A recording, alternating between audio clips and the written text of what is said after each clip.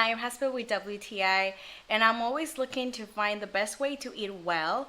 And why not choose the best version of my favorite mayo? This is the light mayo from Hellmann's, and this is the 15-ounce size. I love how versatile mayo can be because I use it for literally any sandwich that I'm gonna make.